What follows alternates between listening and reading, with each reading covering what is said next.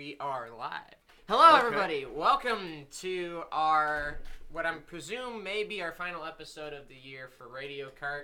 I'm Joseph Rapp with Nelson Ulinski and special guest Carter Pease. Oh, what's going on, fellas? So let's just dive right into the show because I think we got quite a bit to talk about. Yes, we do. So this is going to be a bit of a different show we've got going on. We're a lot looser, not as clearly structured as shows in the past, but we've got some very interesting topics lined up. We're going to review 2017, both for our events and encounters personally, 61 Kartway Club, and we're going to look ahead to 2018 for some new faces that we'll see, maybe some new, just all-around news, new things in 2018, and we will also be predicting some what we expect to happen next season as well. And I want to remind all of you that are listening at home, on your computers, iPads, wherever, feel free to comment, drop us a question, say hello.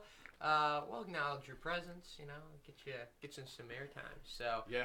But with that, let's start off with our first topic, Nelson. All right, and that will be reviewing the 61 Kartway Club Championships. Oh no. Yeah, 61 Kartway Club Championships, you say? Yeah. What one do you want to start with there? Well, first of all, Nelson, I got to give you a big old pat on the back. Oh, Congratulations, because you predicted the champion correctly at the beginning of the year, before we even started racing, I believe. And it was Nick Ockenfels taking home the championship trophy. I'll get you a bag of chips or something. Or maybe I'll get you a piece of candy. How's that? I think the chips sound better, but I'll take candy. I'll take whatever. But no, I mean, that was a very close championship fight between both Nick and yourself. Yeah. I mean, if Nick were to have just sat out simply one race, I think it only would have been a handful of points separating you guys? Yeah, and you think about where we ran in comparison to each other all year. It was normally Nick first, me second, unfortunately, but it was a fantastic battle, and hopefully next year, it turns out the other way or something of the nature, but it'll be fun to see where it goes. I know you had quite a championship battle going on where you were at in points, Nelson. Oh, yeah, no, so that was Ockenfels and then Rapp that were first and second in the standings. Third place was Ken Johnston, and I got fourth missing it out by only 5 points. Missing third by 5 points, excuse me. Yeah, that is a heartbreaker right there. 5 points. Any spot at any point in the season would have gotten you third in the championship there. Right. Any position at all. Just heartbreak. But if we scroll down a little further, we'll run into our friend here, Carter Pease. Yeah, where did I get on that championship there? You got 14th. 14? Which, 30 different drivers. 32, actually. 32 drivers, and I got 14th. I think I only went to 2 races as well. Yeah, it just goes to show how many people actually came out to race. Yeah. Even though we didn't have that many there every weekend, the total number of people that came out throughout the year was damn impressive, I gotta say. Yeah, we never had less, I think, than 5 or 6 karts in a field, but we regularly had about a 10 or 12 kart field racing that's good. club. So it was fantastic. But Carter, it was your first time back behind a 4-cycle engine in how many years? I think the last time I was in, it was Cologne was the last time I raced a 4-cycle car. I think that was in 2012. 2012 was that was my third year, and then I had to move on to Yamaha Junior Super Can, and then moved on to Senior Super Can. But yeah, it was the first time since 2012, so that would be 5 years. Which was the first time I was in a kart was in 2012. So how do you feel there, old man Pease? I'm not that old compared to you guys, but it was good. It's a lot of fun. I like 4-cycle racing because it emphasizes smooth hands. You gotta have your kart well set up, or else the engine just won't be able to pull out of the mistakes you make like a Yamaha or a Tag can. Yeah. And it just requires a better handling kart and smooth hands. So it was a lot of fun. I'll definitely do it again. I'm actually racing 206 almost full time next year alongside Yamaha, so I'm looking forward to it. And we'll get into that later in the show. Yes, rumor has it he's driving a Coyote chassis, Nelson, so. It's better than ART. Oh, well, that's probably true, but we can get into that later. So, just to cap off some other names that kind of competed this year, we had some new guys. Pete Schaefer, he finished pretty well down the list, but going back up towards the top, Scott Geitzenauer. Yeah, Geitzenauer. I'm not sure how you pronounce that name. Got 5th in the championship, which is a pretty good run for his return back to racing. Yeah, now, something interesting about that. He only showed up in the later half of the year, but he just, this is like his first time back racing in quite a while. Mm-hmm. So, his, how he adapted, how quickly he came back into it was really impressive because almost right after his first weekend back, he was right up near the front and mixing it up with the fastest guys. Mm-hmm. And I think it would have been really impressive to see where he would be in the championship fight if he had been racing the entire season. I've got a feeling he probably would have been up there with you and Nick, given the chance. Yeah, it would have been a close fight for sure. We kind of got to talk about the heartbreak of the season, too, though. I believe Thor and Odin, yeah. I think, with their cart being stolen, had that not happened, we would have been looking at a different scenario in the top 5. Oh, very much so. Just a terrible thing to have happen to, your friends in the karting community. So, we're looking forward to seeing him back at the track next year. I heard at the banquet, Odin will be getting back behind the wheel, so it'll be fun to get those McDonald's boys back out there. Yeah, and it was really crushing what happened to them with Odin's cart being stolen. I mean, I have not met a nicer family in the karting paddock. I mean, if this is probably the last family you would expect something like this to happen to. Always great sportsmanship, great on and off the track. So no, it'll be great to see them back, and I wish them the best. Some other notable names to mention in our championship fight. Matt Payway actually made a race run. Tony Nielsen started the season off with a win, so he never competed in a race after that. So I figure, you end at the top, right? You start at the top, end at the top. So pretty good. But I expect to see him out there next year. We all got to give him a little bit of, a shove to get back there out on the track. Yeah, he's got the track to run too, so just keep that in mind. Yeah. Exactly, yeah. Michael Welsh competed in one race as well. And then Morgan Schuler got behind a 4-cycle cart, ditched the 2-cycle like our friend Carter over here. So good to see him behind the wheel. Michael Dittmer made an appearance. Justin Wishard was another driver. Jesse Clossy, among some of the names that competed at 61 in the championship fight this year. Yes, a lot of different people from a lot of different backgrounds. This kind of shows how much this category is growing. Yeah. Both not just as a category, but I mean as a class at this track too. I mean, lot of interest now. Mm-hmm. With that, I think we'll move on to our next subject there, Nelson. We covered the point standings from this past year. Anything else to cover? Well, would you want to cover other championships, say maybe Junior 2? Because they had a very, very tight battle. And, Junior 2, a lot of those guys will be moving up into the senior category with us next year, most likely. Yeah, it was Bryce Shaw winning Junior 2 championship, which I think all 3 of us here at the banquet were like, Bryce Shaw won the Junior 206 championship? Like, none of us really expected him to be the one that won the championship. We kind of lost track throughout the year, but I think we were all looking for a Ashton Wheeler or a Gage Kemp maybe to be the champion. Yeah, but when you look at the results here, it's not that unexpected. Because while Shaw didn't win as many races as, say, Kemp, he was incredibly consistent. Like, he finished second in almost every race he entered in. Yeah. But regardless, though, it was still a very tight battle because, second through fourth were separated by only, 70 points. Yeah, it was a very close battle between those guys. I believe it was, 70 points. So, interesting battle. I know we'll be greeting Gage in the senior class with us next year. I look forward to racing him. He's probably laughing at me right now because I've been telling him I'm going to dump his ass for a long time. Yeah, you won't let that go. You keep bringing that up whenever you see him. Yeah, but Ashton Wheeler, he'll have the option year next year. Kind of want your guys' opinion. You think we'll see him in the senior 206 category or maybe not? I don't know. I don't know Ashton that well, so I can't really speak for what he'll do. I could maybe see him dabbling in a bit of both, maybe. Okay. Like, you can't do that actually. Once you go up to the senior category, you have to stay there. Oh, you do. That's okay. the rule.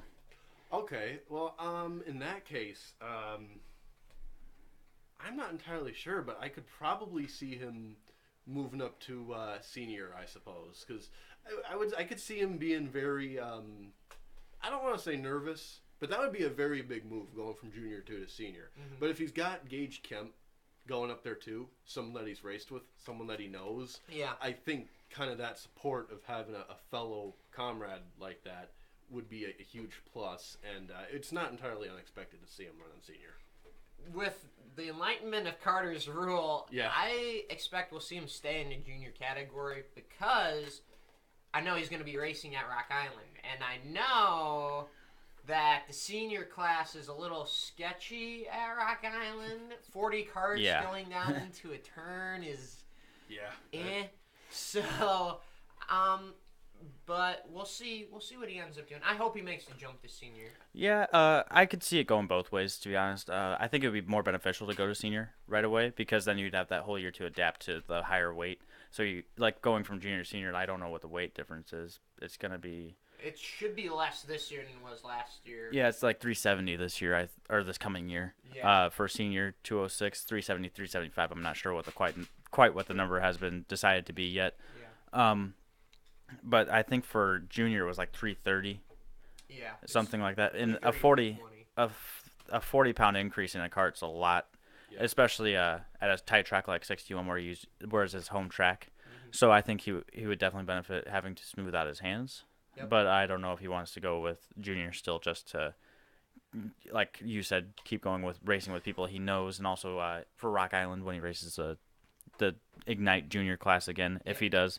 And so I think there's multiple reasons to go back and forth, but we'll have to. It's ultimately up to him, so we'll have to see there. It's ultimately up to him, Nelson. You know, we gotta let our young racers grow and be prospects. You know, so. But in all seriousness, looking forward to what he decides to do next year, and I hope if he decides to stay in the junior class, I hope he gets a championship, and if he decides to move up with us, I hope we have some good battles on the track together. So, I mean, I hope he gets a championship in a way, but I want the championship. So, moving on to our next subject, Nelson, what else we got? Okay, so I guess before we do move on, was that it as far as championships go, or would you want to discuss anything else? Because not many others were as tight as senior and junior 206. So I don't know if we need to talk about that. Yeah, I'm looking at some of these other championships here. You had Miles Doherty win junior 1 class. Winning almost every race, I might add. Yeah, he had a huge point lead. He also won in junior sportsman, and I believe he won in Kid Kart too. No, Trevin Timmons did. Timmons won in Kid Kart. So I don't think there's a need to cover the other, except we gotta mention the champion for senior Super Can, Erin Dunn. But Carter, like, how did she win that championship this year? I think she just won it by being consistent, just winning almost every race she went to. If I were there, I think I could have had a say, but I was too busy racing Route 66, so I can't say too much about her winning the championship. So I just have to say congratulations. Yeah. She should revel in it as long as she can, and hopefully she comes out next year. Yeah, I think that's the topic I really want to focus on real quick. You know, she's a champion now, a track champion, which congratulations. But I'd really like to see her out at the track next. I know she's got school and stuff that she's working on, but I'd love to see her switch to 206 maybe and get a race or two in somewhere if she can. If not, I'm sure we'll see her at Rock Island. Yeah, for sure. So, but I'm hoping we see her at the track next year as well. Yeah. Okay. Is that about it for the championships then, or? Yep, that is everything. Those are all the championships for the 2017 season. So, what's our next topic there, Nelson? Well, all three of us here, we kind of have our stories. We have our high and our low moments.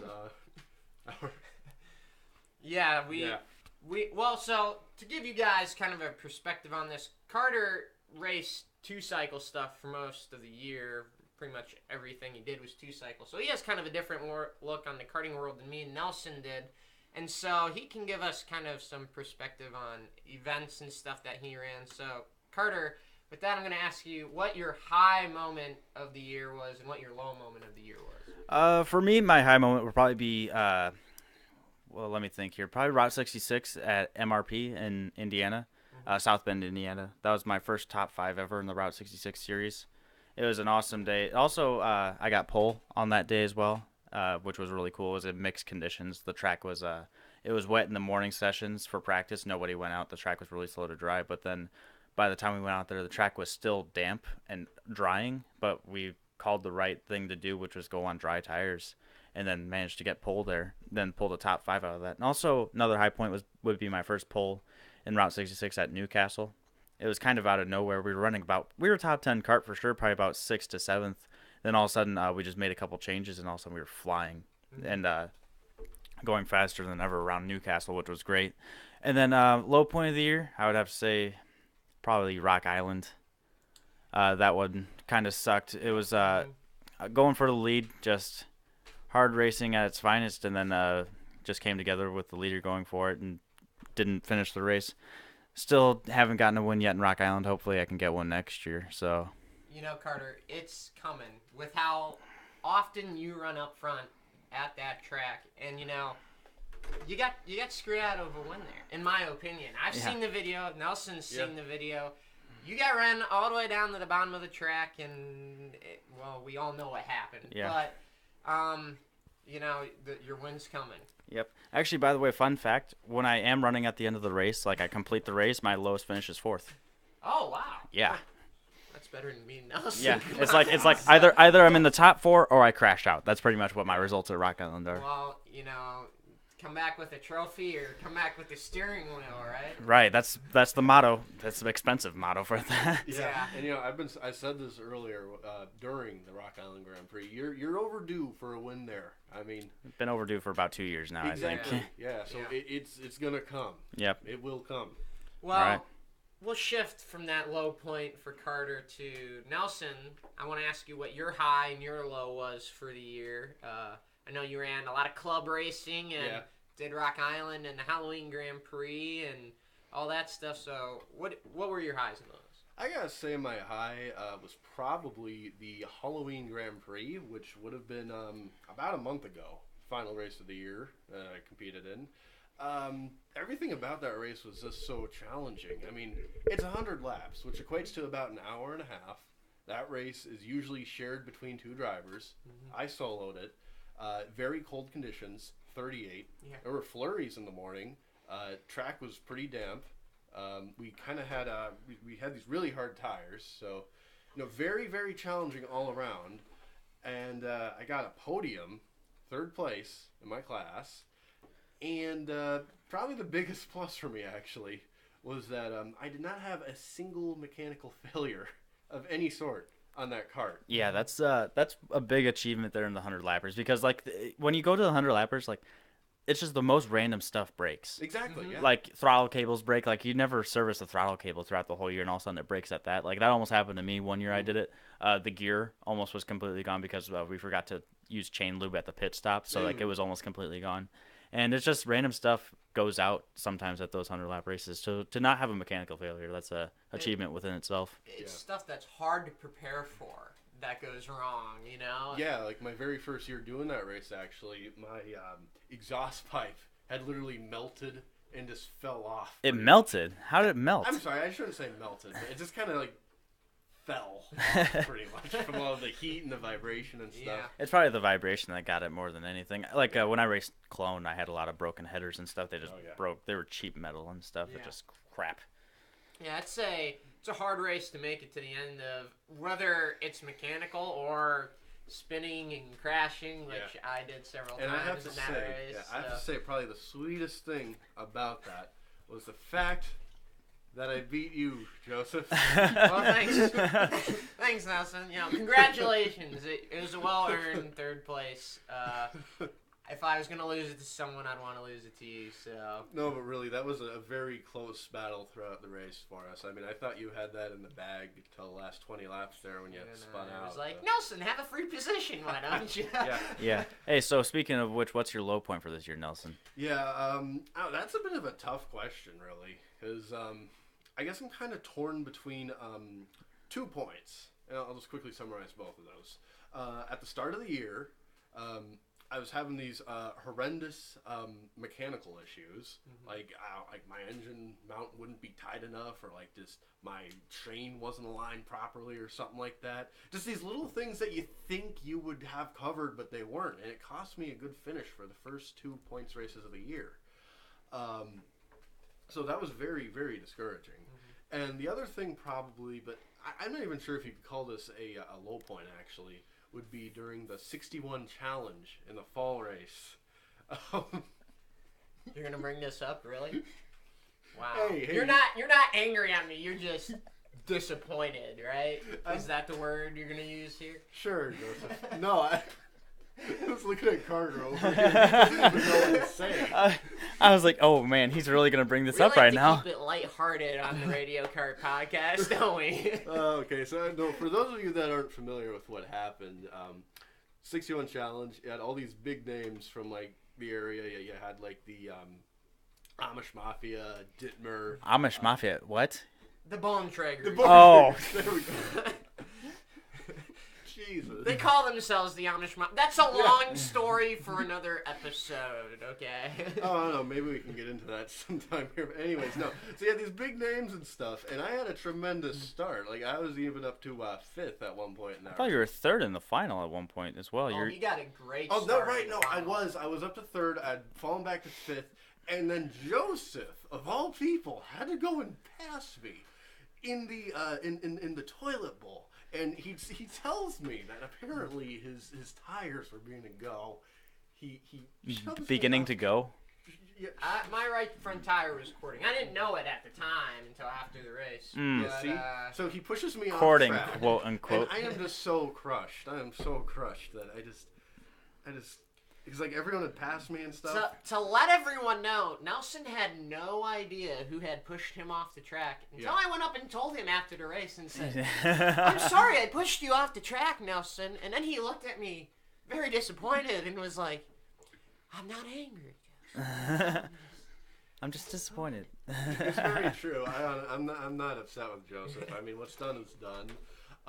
But no, I was absolutely crushed because, like, it's been my dream to run with the big names like that. So to get pushed off, I mean, the only reason I say that I'm not sure this would count as a low point would be because that's such a high point. Saying that I was racing with, because I was actually having quite the duel with Mike Dittmer before that happened. Yeah, and I tried the side-by-side move with you in the toilet bowl because he had done it several times.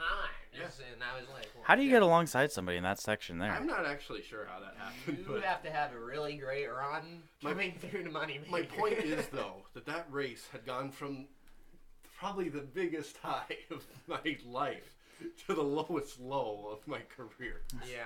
So, yeah. How does that make you feel, Joe? Well, Oh, no. if he could have just hung on to the cart, on the exit. Yeah, it's hard to do that when somebody hits you off. Yeah, no, right. I didn't see it happen personally, so I don't know what happened. Right, Joseph, because the grass has so much grip.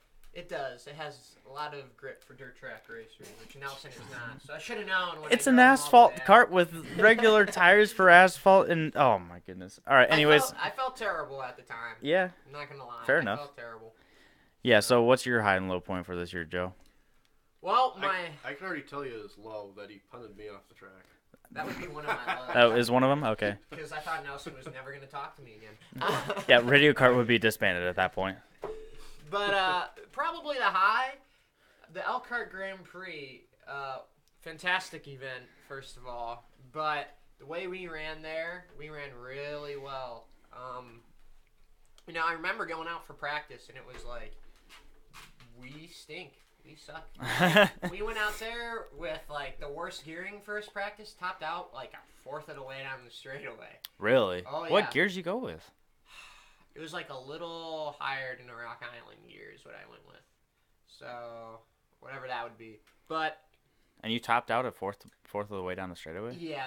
Because you got to keep in mind that's a 3-block long straight there. That they've got. Yeah, but you like exit out of a really tight corner right before that, don't you? True. So like I don't know how you topped out there. You're going downhill and it's a long straightaway. He had a wind to his back. Anyways. Yeah. But so we obviously went to the pits, made a bunch of changes. When we finally hit on the gear, the cart just didn't seem like it handled right, So going through practice, I wasn't expecting much out of the weekend, and we had kind of kept to ourselves. There was a big group of guys going out for first practice, and we had always run with the smaller group that was like 3 or 4 carts. So we didn't really know where we stood, but I didn't have a great feeling about it because Nick was kind of like faster than me, and the other guy in our practice session was faster than me.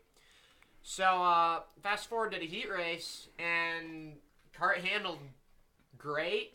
We kind of got the gearing nailed down and finished second in one of the heat races. Oh, not bad. Yeah, and then we went out, Sunday for the features, and we're running in the top 5. I got to watch Nick Ockenfels get absolutely dumped in the middle of a I saw that straightaway. video. That looked crazy. Yeah, hitting concrete to walls is not fun. Yeah, and it's the one section of concrete that wasn't covered by Plastic Tech Pro barriers. Yeah, right? It's like, how can you get that unlucky? But, we were running in the top 5. Alan Bontrager ran away with the race, but Did Borntrager end up winning that race? Yeah, he ended up winning both of the 206 races. Okay.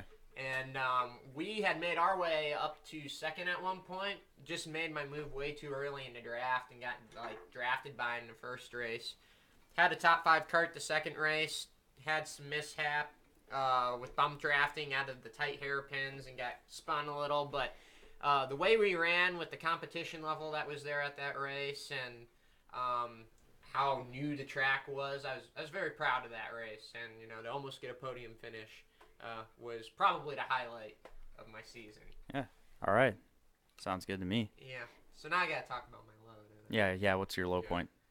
Obviously, punting Nelson off the track. Obviously. No, probably my low point would be the opposite for Nelson, but the Halloween Grand Prix would probably be one of my personal low points. I was proud of the way we ran as, keeping the cart together, getting to the end of the race, doing all the things you need to do, but as a driver, I made 2 mistakes, and the simple fact is, if you don't make a mistake that whole race, you win the race. Fair enough. The 100 lapper is so long. If you don't make a mistake that whole race, you're going to win. Yeah, especially that day with the low grip conditions. And I told myself that going into the race, just don't make a mistake. You'll be fine, and you'll come home with a trophy. And then I made 2 big mistakes, spun out, and ended up getting 4th, just shy of a podium. So, I'm happy that Nelson got the 3rd place, and I'm happy that we were able to make it to the end of the race, because that's an accomplishment in itself in that race. For sure. Disappointed in the way I drove and, making mistakes and getting kind of fatigued at the end of the race. So that'd be my low point. Sounds good to me. Yeah. So what's our next topic there, Nelson? Well, I think next we're going to let Carter do some talking here about the 1v1 at the Halloween Bash or whatever it's called there at the Davenport. Oh, yeah. It was the Halloween Spooktacular is what they call it. Thank you. And it was 2 days of racing. Ended up being 2 weekends because the second day was rained out, so they rescheduled the second day for the next weekend. It was $750 to win. Awesome event going on. It was $750 for Yamaha Senior and 4Cycle Senior. 4Cycle being both Briggs and clone, but I don't think there was any clone carts. There was just Briggs, Yeah. which was really cool to see. And then shout out to Michael Dittmer for winning the Yamaha class. Yeah. He ended up beating me, so Oh. a little salty about it, but I'll get over it. Anyways, but I did get a little bit of a revenge on him though, because they had the King of the Haunted Hill race after all the racing was done, and what it is it's a 1v1 bracket style racing where two people go head to head for a green white checkered race on the track. Winner keeps going, and the loser is out. Both pull into the pits though, because like they have the bracket style, so it's not like one person is on the track constantly. They just have two people go out. Then when they're done, they pull off the track. The winner goes back to the pits, and then the next group's out. And then I managed to go against a bunch of different people there. I went against Brant Carter, Michael Welsh, Mike Dittmer, Don Newman, and ended up winning everything. And I got a awesome plaque designed by Cam Concepts. Shout out to them. And then I got $100 out of it too, so it was great. Yeah, sounds like a fun time. I really liked when they came out with that the week or so before, the 1v1 thing. I really liked the concept of the green white checkered first of all, and then having a bracket style of racing where you could kind of see how you sized up against one other guy without somebody else getting in the way of your battle. Or yeah, it was a lot of fun. I would definitely do it again. It was really cool, really refreshing to see kind of like a new type of racing. Yeah. Like, it's not the traditional form of racing. It's like the 1v1's kind of something different. And also, it puts a lot of pride on the line. Yeah. Like, if you lose, you definitely take a hit to the ego. But yeah, I would definitely do it again. It was a lot of fun. Something different. It's just refreshing to see something new. Yeah, not something you'd want to do, obviously, like, every week, probably. But, yeah, for like a special one-off event. Yeah, like 2 to 3 times a year, maybe like a first race thing, then the mid-season championship accompanied with that, and then like the final race of the year, you do something like that. It'd be great.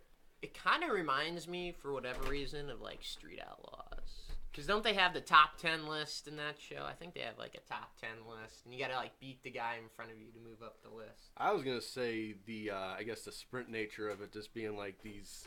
I know it's kind of different in that the 1v1 is literally just 2 guys, but it kind of reminds me almost of like Global Rallycross a little bit, like the heat races anyways, where you only have like 4 guys on track. Yeah, that would be cool to do like a 1v1, like 4 people going at it for a green white checker. It'd be kind of hard to do though.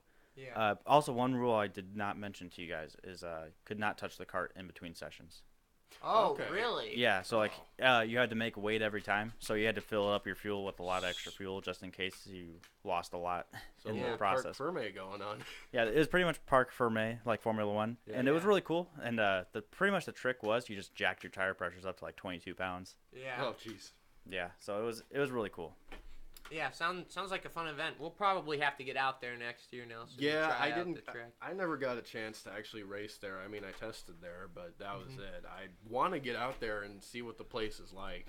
Even though it is just a parking lot, it certainly seems like a really fun place to race with how wide it is. Yep. But yeah. That was one question I was actually meaning to ask you, Carter, is boundaries, not really like a wall or grass or anything to run into. So, like, how did the boundaries kind of play out?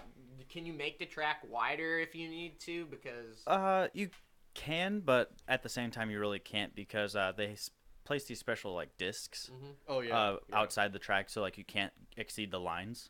Oh, they're on the outside of the track? Yeah, like just outside of the line. Oh, And okay. specifically, they placed them on the entry side yeah. and a little bit on the exit side. So, like, where it wouldn't benefit the driver if they would have gone wide. Yeah. Right. They mainly put it on the entry so you can't make the entry too wide and cut the lines at all. Yeah. But, like, the areas where they didn't put any discs at all are areas, like, where there was grass actually by some of the track there. Yeah. And also, if they did go out wide of the lines, it wouldn't benefit the driver at all. So, that's what they were really setting that up for. And so, for that case, I think they did really well to cover the boundary issue that they could have had. Yeah. Sounds like a good solution because when Joseph and I were testing there, they only had the discs, but on like the apex point of the corner. Yeah, along with the entry points, they do have them on the apexes too. Yeah. And also, if you hit them, they Oh yeah, they I jar hit you it, pretty yeah. good. Yeah. They do. Yeah, we tested them out a few times. And yeah, they don't move, and they're like... They don't move and they'll move you. Yeah, Yeah, pretty much. I would have to agree with that statement. Yeah, so that was the Halloween Spooktacular. That was Davenport Cartway. sounds like they've got some exciting stuff coming up next year. I talked to Kevin a little bit. They're going to try something during the middle of the week, I guess, at one point, or on a Saturday. So, I don't know. We'll see what the developments are there. I know people say it's hard to get excited about, racing in a parking lot, but you always need to change it up, I think, a little bit every now and again. And Yeah, variety's fun. yeah, so I'll definitely make it out there next year. I'm sad I wasn't able to race out there at all this year. Yeah. Yeah. So I think that about wraps up our review of 2017, unless you guys want to bring anything else up regarding the past year. There's one thing I want to bring up is I think 2017 has marked kind of a resurgence in the grassroots level of racing. Oh, yes. For sure. I think the national side of racing on go-karting anyway has kind of fallen because of series like SCUSA and USPKS. USPKS especially has seen a huge drop in entries this year specifically, and actually that because of that they're lowering how many events they have throughout the year to only 3 throughout the summer, which is kind of a big thing. But then again, Route 66 has experienced record numbers this year, although even though it's not national level, it's a Midwest series. They've increased their number of entries to 6 because of WK moving all their series out to the East Coast. Yeah. Yeah, and I would agree with that, and that actually kind of reminds me of something I wanted to mention during this show, and that's, I know we kind of had a segment about, what stood out to us in the karting industry when we did this type of episode last year. Yeah. And I had talked about, just the growth of the 206 program, but I think, like Carter was saying, you have this growth at the grassroots level, and that's really evident when you look here at the Midwest. I mean, we saw USAC put on 2 quite successful events, Brickyard Grand Prix and the Elkhart Which Grand are Prix. both scheduled for next year already. Yeah. Yeah, you guys doing Brickyard next year, by the way? I definitely am. And the fact that you got this new club track in Davenport. I mean, you always hear about how, racing's always expensive. It's not going to... It's so hard to see growth and stuff like that. Well, no, here's a year where we have had tangible growth that you can actually see. So, yeah, very positive year for karting as a whole, I'd say. Yeah, just the amount of new faces we got at the track this year, I think. Too. And I think part of that is 61 and Margay teaming up together to bring that Ignite package in a little bit and offer a cheaper, affordable way into karting. But I think it's been great to see guys who haven't been in a kart in a long time get back behind the wheel of a kart, and then just new faces in general that have never been behind the wheel of a kart but have been behind a race car. Or I think Pete Schaefer does rally car stuff. Yeah. You look at Nick Ockenfels. He does he goes to Road America and does track days up there. So it's also cool to see that we have guys that know how to drive getting behind the wheel of a kart as well, and pushing us further. And we got guys from like Sugar River Raceway coming down every once in a while. Got some good competition there. So I really liked the growth on the club level this year. Definitely. So I think that wraps up our review of 2017 now, finally. Yeah. Yeah, pretty much. I agree. Yeah. Okay. Okay. So with that said, let's shift gears toward It's a go-kart. You don't shift gears. Well, in some you do. Shifter And karts. shifter kart. Do we drive shifter karts here? No. No. But I know you really want to, Joseph. I would buy a shifter kart over any race car any day. So here's what we'll do. We'll change sprockets and go to the next Changing section. sprockets I'll to use the my next Pennant topic. Sprocket Hub. Oh, Plug, no. plug, Are they plug. paying you? Is that a say sponsorship? Is Radio Jesus. Kart sponsored now? I guess so. It's not a Jeez. sponsorship yet. If Yes. Greg Lacoste is listening, I would be interested in a sponsorship. But in all seriousness, greatest invention ever. Makes my life so Yeah, it easy. is actually. I would have to agree there. Yeah. Okay. It's really nice. I haven't used that, but I probably should. Anyways, on to 2018, though. Well, we got a few topics to discuss here for next year.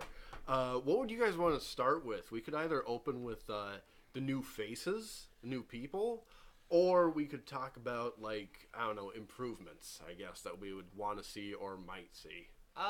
Let's start with the improvements. All right, let's do that. So, I guess Well, we'll start with you, Carter. Yeah, because I know Carter has a lot to say about this. Oh man, A lot. That is true. I'm very opinionated when it comes to subjects like this, how to improve the sport of karting, because I think that there's just too much of a focus on making money at this point, especially by the companies and the sanctioning bodies like WKA. Like recently, WKA made the new rule change where you have to, when you enter in a race at like Manufacturers Cup, the tires come with it, and they come at the standard prices like $220. I don't know what Bridgestones go for because we always shopped around and got them cheaper, which it kind of sucks because now we don't get tires cheaper than what we usually got before. You know what I'm saying? And also with WK Manufacturers Cup and Yamaha specifically, you have to run 2 sets a day, or no, 2 sets over the weekend, one on Saturday, one on Sunday. So that's added cost. Whereas Route 66, you do 2 or just 1 set for 2 days. So I think with Yamaha and the lower horsepower classes, you don't have to run 2 sets per weekend, which I just do not agree with. And also, I think karting's almost becoming too professional at this point, like especially with tag driving and stuff like that. Why is the reason the Robopong 200, died out? That's exactly why Robopong died out. It's just tag's just too expensive to do, and it's just not a grassroots level class. It's almost like a national level class if you wanted to go compete at. Even like Route 66 doesn't have much tags. Like they had like 10 per event at the most. Yeah, in fact, someone was trying to sell me a tag at Rock Island, and I'm like, no, where would I race that? Exactly, that's the problem. Like you just see these engines like tags and rocks and shifter carts and stuff. Like where would I race that? It's like even on the national level, like the only place you could race a tag and have a lot of people there is like SCUSA. That's it. SCUSA and Man Cup, like those are the only ones that had a lot of tag carts. Like Route 66, USPKS, they didn't have much for entries until USPKS had the event at Newcastle, and that was only a lot of people were there because of SCUSA was 2 weekends away. And and that's SCUSA travels so much. The average racer cannot go across country all year long and race at these events. One interesting thing is SCUSA is going to offer a Briggs program for their Florida tour, I believe. Really? I have not heard this at all. SCUSA supercarts going to Briggs. Yeah, so it'll be interesting to see what kind of grassroots racers they can maybe pull out, and like the guys from the upper level, since it's cheap enough to run a Briggs, if they'll run it. I don't think they will, because Man Cup tried to do this last year and had trouble with entries, especially at the routes, or not the routes, but the Briggs level. Yeah. Especially at Dousman, they only had 2 Briggs guys there. And the problem is like you're telling these guys, hey, this engine's really cheap, but you're gonna have to spend even more money than that to go travel to this event. Yeah. You're gonna have to, like, you spent $700 on this engine. I don't know what a 206 runs for. Is it about $700? With all the stuff included on it, yeah. You can get just the engine for $500. Yeah, but like with the 206 ready to go, $700, you can race it anywhere you want that has that class. But you're gonna have to spend $1,500 for travel, entry fee, tires, and everything to go race this series. Hotels, especially. Hotels cost a lot of money too, especially when you're traveling like that. So like that's why 206 is not gonna ever succeed on like a national level like that. Yeah, it's for the grassroots. It's grassroots. Yeah, exactly. It's just for the local level. It's not supposed to be like I think it'll work at one-off events like Rock Island. Yeah. Look at it, 40 carts. Yeah. It was amazing. Yeah, I even think it would work at, say, like a 4-race regional cup, like 206 Cup, but anything larger than that, I don't think it's viable. Yeah, exactly. Like, if they had, like, a state series type of thing, like, where that would be perfect. They would do, like, for Illinois, for example, they have, like, Norway, Springfield. Mid-state. Yeah, that's Springfield. I think Autobahn Country Club. Autobahn has a kart track, I think. So, like, that's 3 right away. And like even if you wanted to include Davenport because it's close enough to Illinois, like you could do like an Illinois-Iowa type of combination thing, or like an Illinois-Iowa-Wisconsin series. That'd be great. Yeah. Hey, you're just talking about making a 206 Cup light here now. Yeah. At that point. But like I think the problem is like with 206 Cup is like some of the tracks like Shawano. That's so far north. I've been to Shawano. Awesome track. Like, I love Shawano. It's an awesome track. But you got to drive, like, 5.5, 6 hours to get there from where I'm at. Yeah. And it's like, well, at the end of the day, if there's 4 carts in my class, like there were this year, like, I might as well just stay at the club level and race with 10 or 15 carts and people I know and have a good time and Yeah. and just have fun, because that's what 206 racing is about. It's about having fun. Yeah. You know what actually I think would be a great idea for a series is if they did the Margay Ignite, but Margay brings the karts to this one track. You just sign up, and it's like, I don't know how much it would be for like $500 a weekend. Yeah. Like you get your cart rented out, everything, and then they'll just take it there. All you have to do is just bring your driving suit, your helmet, and everything, and then that'll cover like Like they do at Rock Island? tires. Yeah, exactly like what they do for Rock Island. I don't know what the entry fee for So large-scale entering- rental carts. is what I'm large saying. scale rental kart series, but also make it prestigious. Like, holy gotcha. crap, he won that. Yeah. And if they did that, I think that would be very successful. Okay. So as far as the changes you're talking about, or improvements you're talking about, it's mostly kind of remove the pro status of karting. Yeah. Kind of return that to our level. Yeah, because think about it. Like, karting isn't successful because of the pros. Yeah. It's because of guys like us that just race on the local level Yeah. and just want to have fun. Like, I think the problem is when people started figuring out, hey, karting could lead to me racing IndyCar. I don't think that's a viable start. I think you'd have to start at the junior formulas like Skip Barber, or even lower than that, like a F4 and things like that. So I think karting has become too connected to IndyCar and should try to cut that connection as soon as possible. Yeah. I think that's that's a very interesting thing, because none of us. It's a could hot ever- take. None of us could ever go to Super Nationals. Too expensive, shifter carts. And I want to try. I think we all would like to try. I hope you I don't go know. and I can come with you and just have fun and watch you. Because race. it's Vegas? Why? But after seeing Supernat's videos this year and how much conflict and what there was this year, I don't think I would fancy going that much anymore. Yeah, That's true. You can get the same fun at Rock Island. Oh, for sure. The price and Yeah, and also Rock Island's like 20 minutes away from my house. yeah, I don't have to get a hotel room. Yeah, no People hotel. are like, "Oh, where are you staying tonight?" I'm going home. They're like, "Oh, that's nice." Yep. Yeah, right. So yeah, I agree with what you're saying. Definitely, you don't need as much emphasis on the pro scene.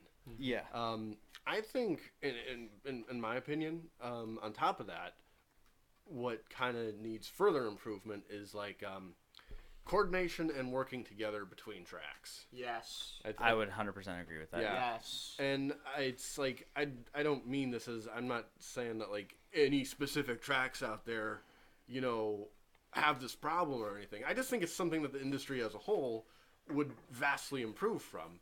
I mean, like let's say if you kind of worked out a complementary tire rule between two tracks, like locally, look at like for example, Davenport Kart Club. What do they?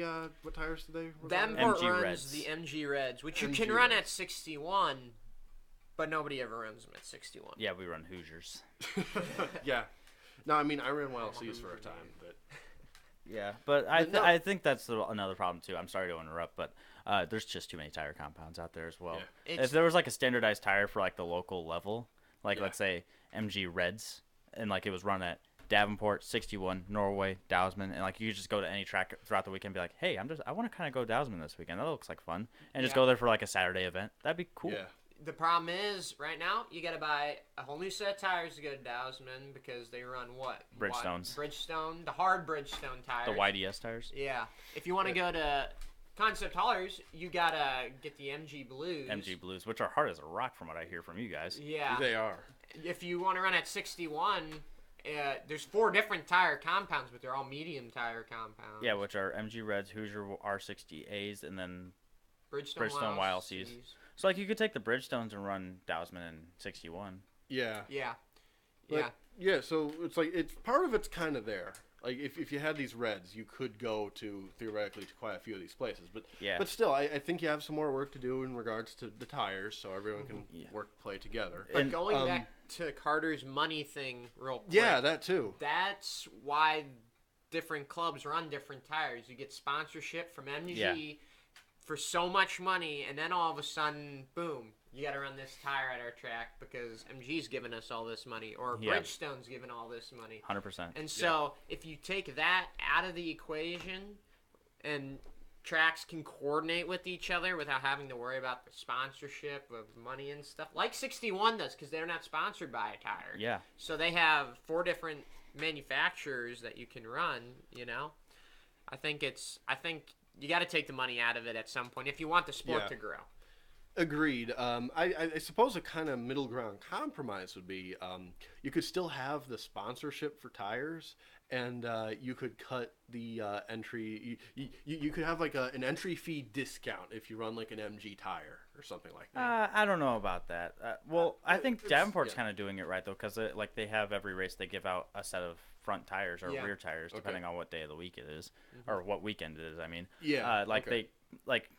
when you enter in, your name's put in a hat. They draw a name out of the hat. You can win possibly a set of rear tires or a set of front tires. I think that's really cool. And I know Kevin's been very adamant about don't worry about tires. You know, I got used sets, you know, that are in fairly good shape from what I've heard that you can use if you want to come and run one race or so with us. Yeah. So. And also, I think Davenport's awesome because it's very light on tires. The tire, like, whenever I got done with the Halloween Spooktacular race there, the tires looked like they'd barely been used. It was just used for warm-up laps. They just looked great after that.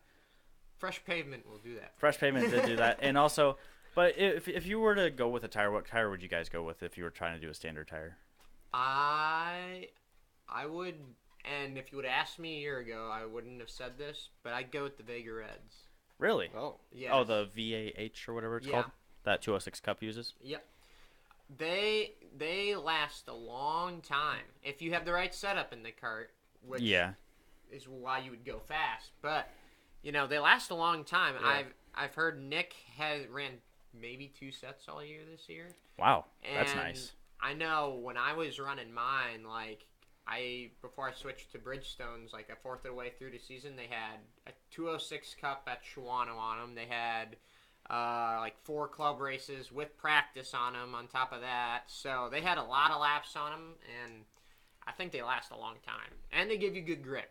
So fair enough. I haven't used Vega Red, so I don't know what tire I would. Used ones out there. Yeah, no. Nelson, what tires would you go with?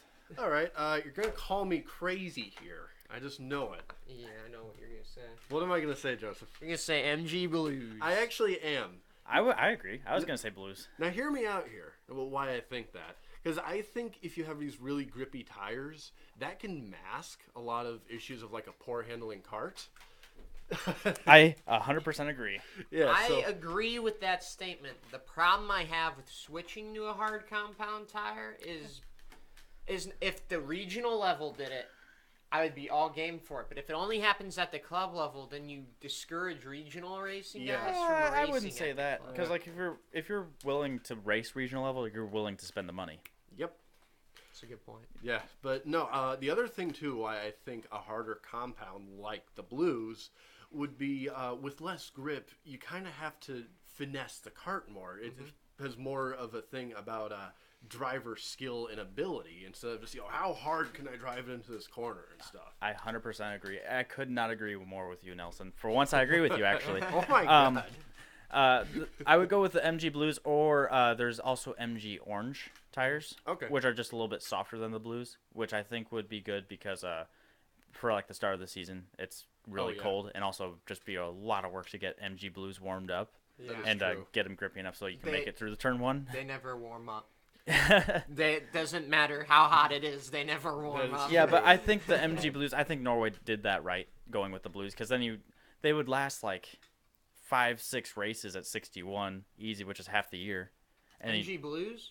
Actually, they would last. Do you think they would last the whole 3 years? 2 to 3 years. Yeah. I ran MG Blues. Randy Raridan gave me a set of MG Blues to use for the Halloween Grand Prix. Yeah. They were 2 years old.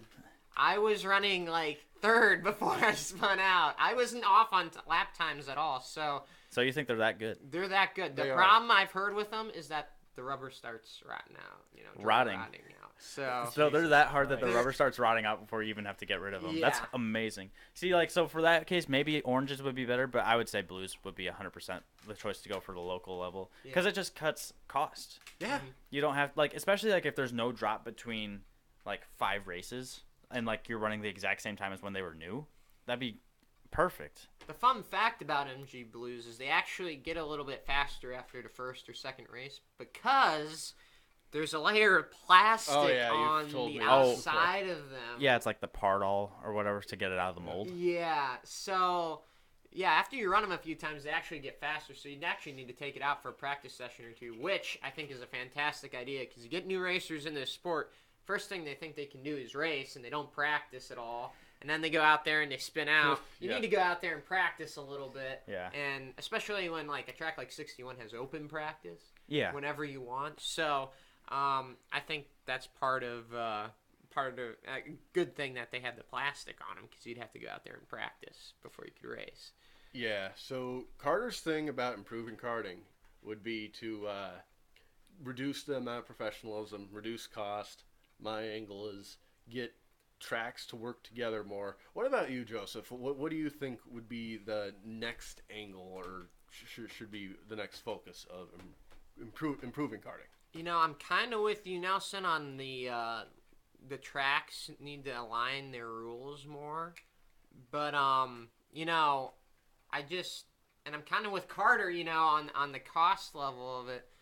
But, and I think those are the two biggest things that affect karting. I mean, if you look at it, there's really not much else that affects it. The only thing I could say is, gosh, you know, with some of those, get more involved with spec programs, I guess, if that's possible. Introduce it on a club level, but I think that would be pretty hard to do. It would be low cost, but it would be, I think it'd be hard to get that at like every club and make it viable. So maybe more rental leagues at tracks, you know. I know it works really well at Concept Haulers. Yes, it kind does. of introduces people to, here's what karting's kind of like.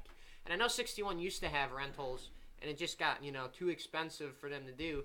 But I think, you know, you looked at the interest level in karting in general at 61 when they had rentals. I feel like it was higher than what it has been up until this year.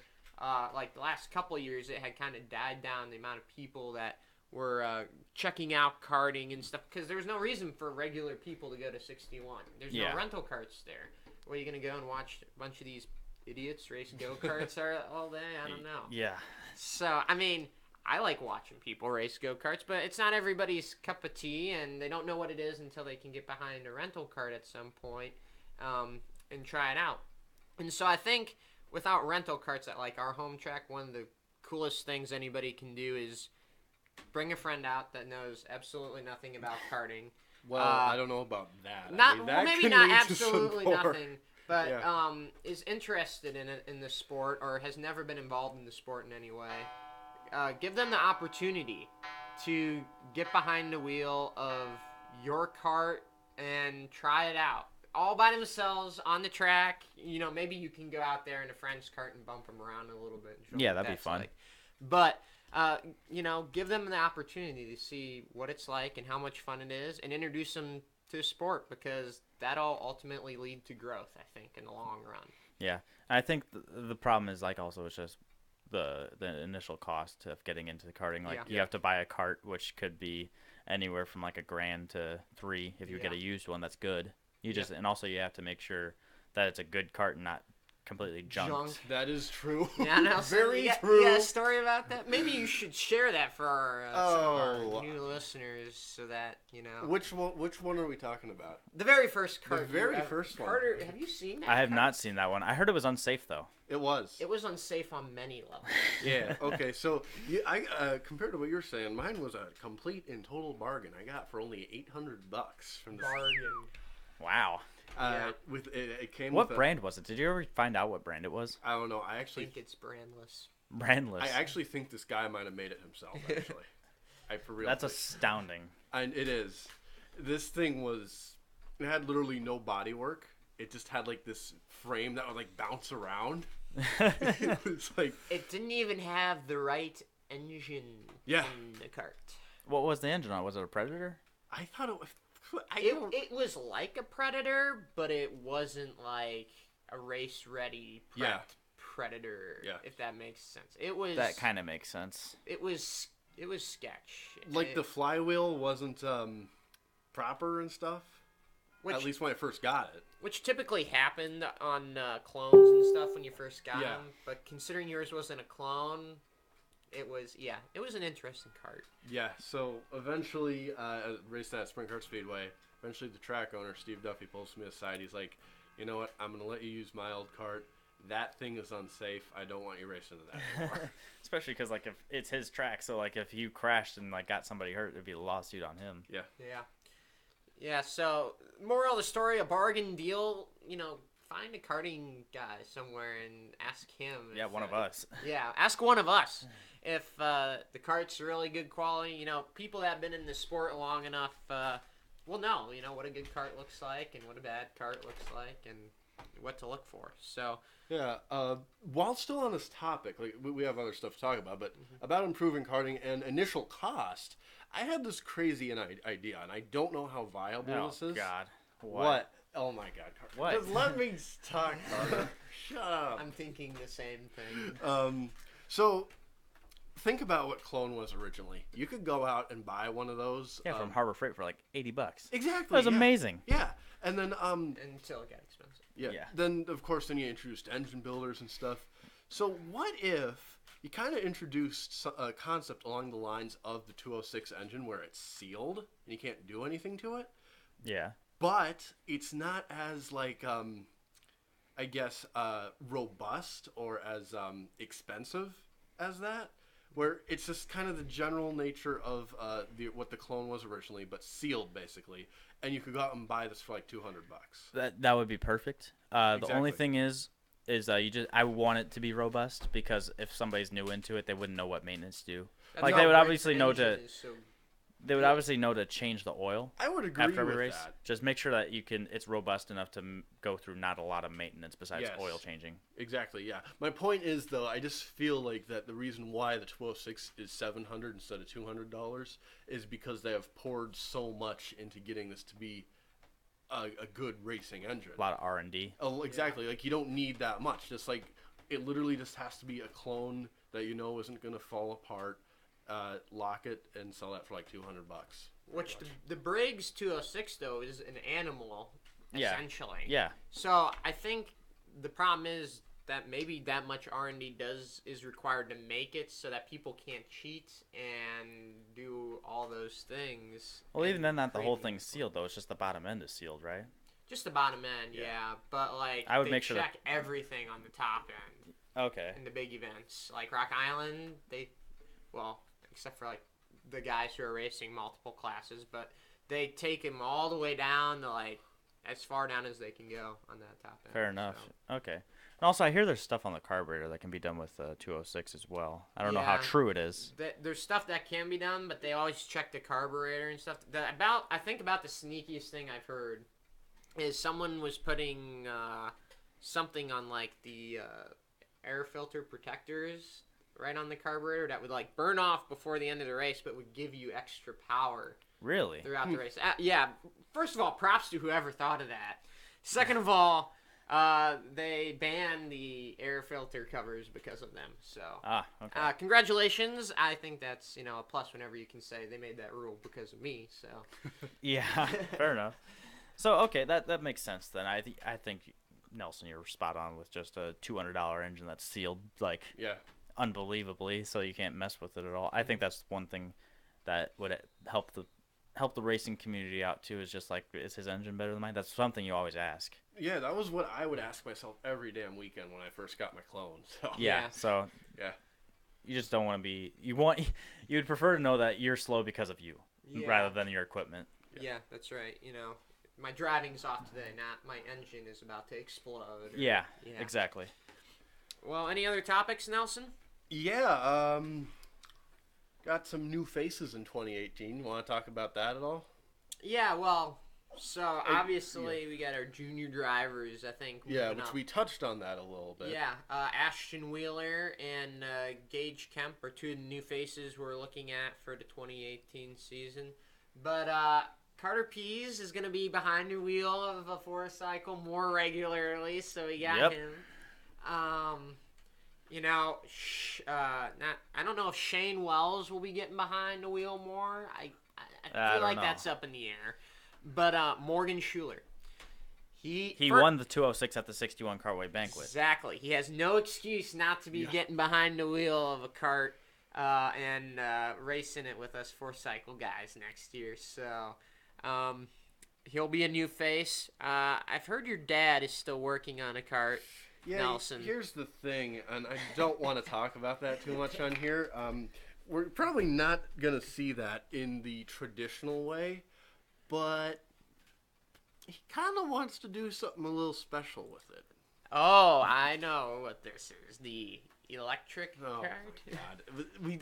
There's still a lot that needs to be done to it, but that's the idea. That would be fantastic to Yeah. see. But I have no idea what you're talking about. You'll have to elaborate later.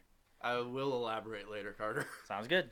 his dad's developing a next generation electric powered kart. It's gonna be like Cars 3. The new guys coming in, sweeping Oh my the God. sweeping Yeah. the old gas powered guys out of the way. I feel for Lightning. I really do. I honestly thought that movie was a depiction of Matt Kenseth's career this year. Wow. It is. But, like, I don't care if that's savage or not. I mean, it's true. I don't know. I'm Jeez. interested to see if we'll see this face at the track at all next year. I know Hannah won't be studying abroad. It'd be interesting to see if they put a kart together for her. I don't know if she's still interested in racing, but it'd be nice to see her on the track. I didn't get to see her at all this year at the track, but I know you got to see her one time. She came out to the track, so it'll be interesting if we see her. But new faces go. I think the junior drivers and You also Morgan. talked about potentially Aaron Dunn might try a 4-cycle. Yeah, potentially. I don't think it's a Yeah. high probability, but I'd like to see her try. Getting into the 206, but. Yeah.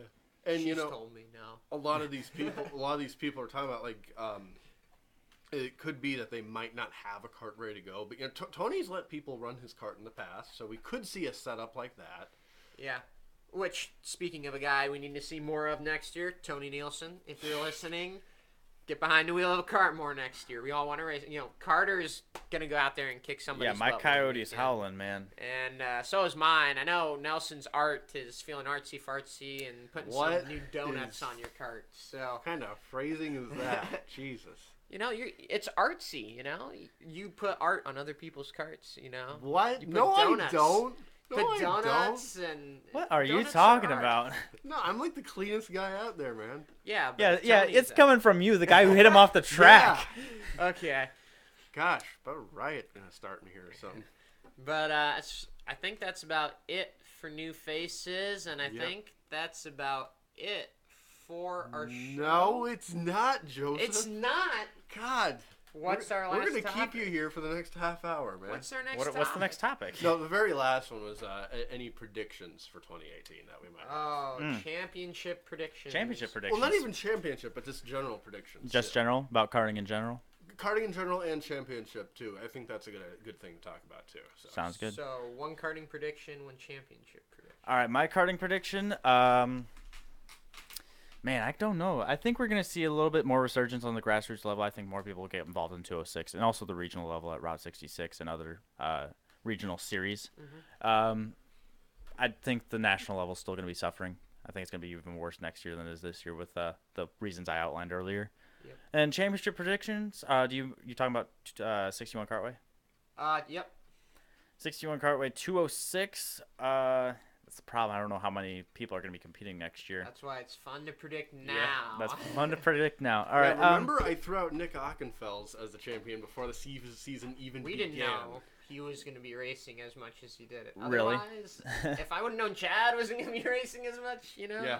So, Person I would have to say for 206 senior champion at 61 Cartway, I would have to say I'm probably going to go with Nick, honestly, if he shows up as much as he did this year. well, he's got a year of free racing. He did win that. He won the year of free racing at 61 Cartway, so there's no excuse why he can't show up. Yeah. Exactly. So I'm going with Nick for next year.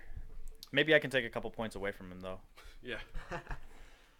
I'll go with my prediction next. Karting prediction. I expect. I don't know if Quincy has been confirmed or not, but In the park? in the park. I'm pretty sure it's pretty close. Like, they did Yeah. repaving on it. Yeah, so I'm pretty sure we'll see that race return next year, and I'm pretty sure it'll be a safer race than it was back when. I think they're gonna have. It was in the 90s, I think, was the last race for that. Yeah, so Well, it'll be a lot's changed since then. Yep.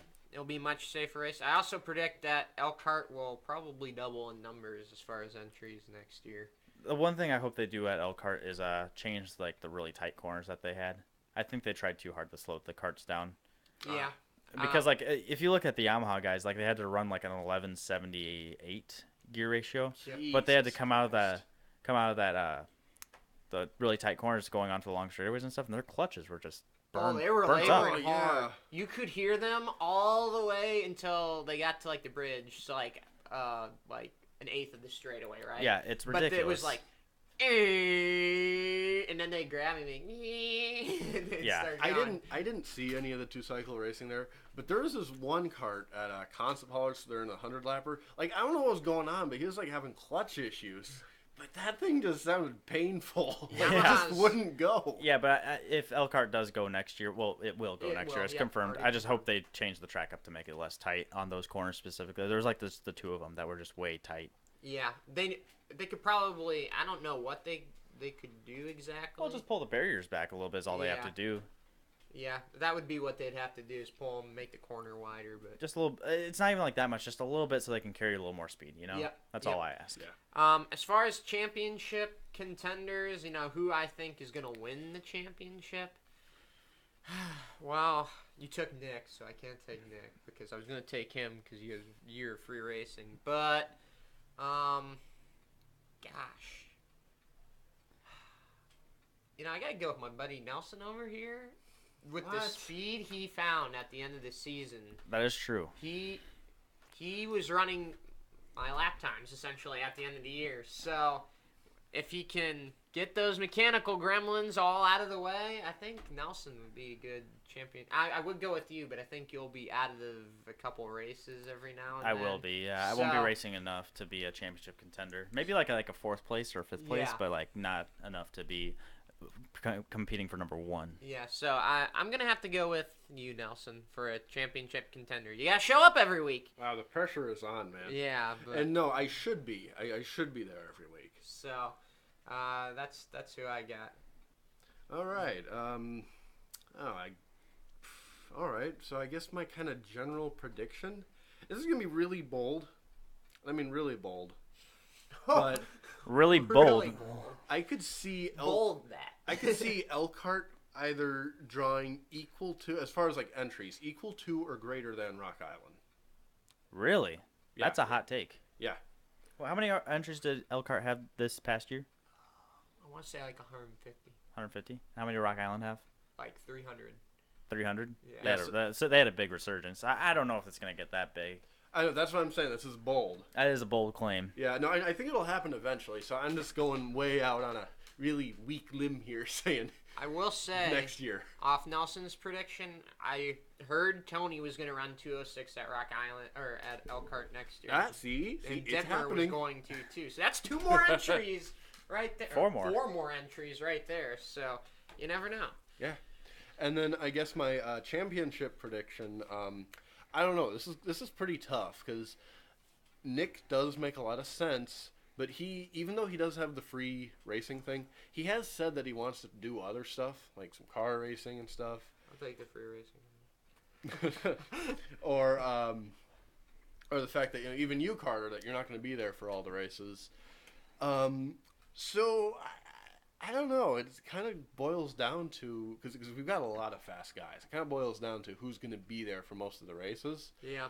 I gotta say, this is either going to be your year, Joseph, or coming out of left field, if he can make it to all the races. Chad Patch. I was going to say Thor McDonald. Oh, never mind. Or that's an interesting. That is actually pick. a good prediction. I would go with that. It's like I feel like he and Odin struggled with adapting to their new Margays this year. Yep. But